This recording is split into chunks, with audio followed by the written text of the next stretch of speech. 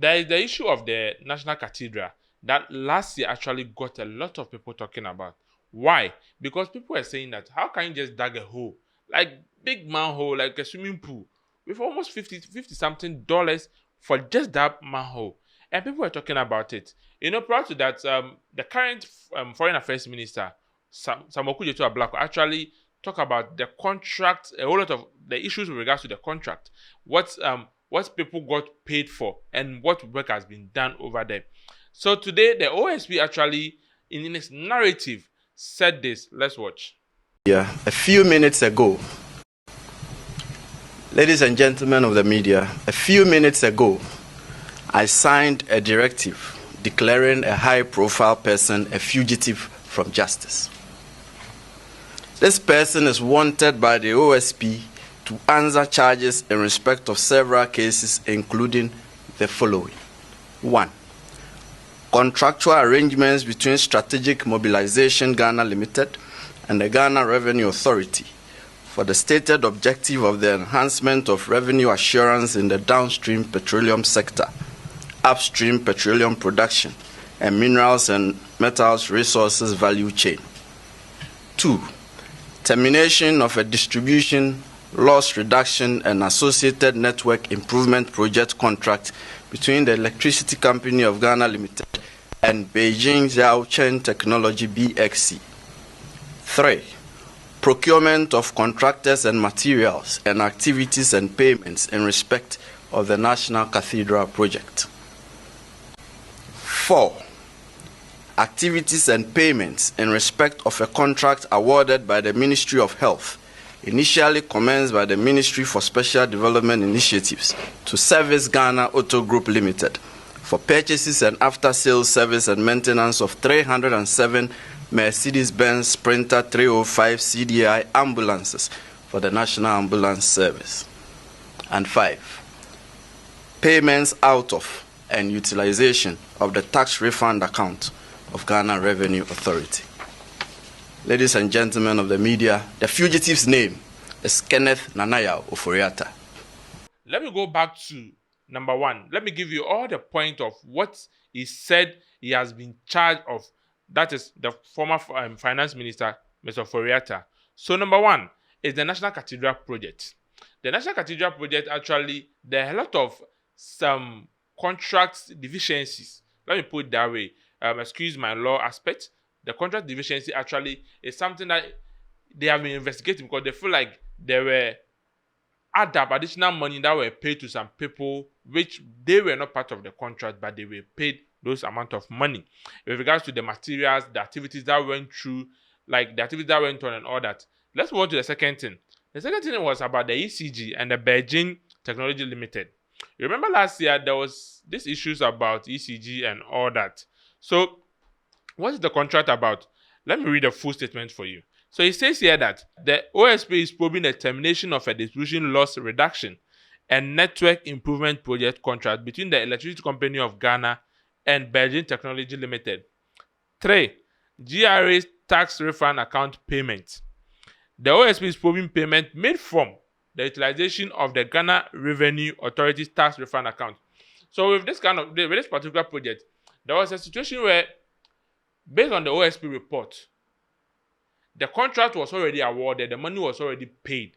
Then the GRA then find a way to actually get all those documentation done so that there will be no any deficiency when it comes to contracts agreement and all that. I know in Ghana there are some issues with regard to contract. If you're not very careful, like procurement and all that, it may actually go against you. And it's shocking that a whole finance minister didn't know this thing. So you see, it boils down to why people are saying that it needs to be probed into. It needs to come in for questions and answer a lot of questions. Because how can the whole finance minister not know the procurement law, not know the things you have to do before giving somebody a contract, not knowing what needs to be done before you pay somebody? There are some things, Ghana, we need to wake up from. And you just stand up today and feel like, oh, you can just control the law, do whatever you want within the country, and just move around. And this is an OSP, Office of the Special Prosecutor, who has, in the Constitution, has its own act and law, has actually been calling your office emailing and having a whole lot of conversation with your lawyers with regards to they needing you for some questioning. And at least, see, let's put aside NDC just came into power. Let's just always come together to make sure Ghana's democracy is upheld in the sky. Our democracy has grown for more than 30 years now. The last time we heard about these things was in 2017. And this time, even President Mahama is doing a lot of things right by not doing a lot of things. So if a whole finance minister, you know that these are things that you cause breaches to, why don't you just come forward and let's solve it out? Come forward, let Ghanaians understand, okay, this is your point, this is what you have. Then you talk about it. Actually, people are saying it wasn't good for the OSP to come out and actually talk about this whole things. But the reason why the OSP came out to talk about it was last 2 days or 3 days, there was this news that popped up, like people going to the finance minister's house to go and vandalize the place, which is the army and the police and a whole lot of people went there to vandalize the place and all that. And people were even attributing it to the current change of government, which is the NDC government, making it known that like people are vandalizing former officials and all that. But today it was shocking to all of us to hear that even the people who went there, the law firm of the former finance minister actually linked this whole thing to the OSP. And the OSP have to respond that in public that he has no hands in it. And people trying to create a whole story out of it and all that is not important, because the OSP doesn't do those things. It's not necessary for OSP to do that. They have a way of coming into your offices, your apartment to make investigation.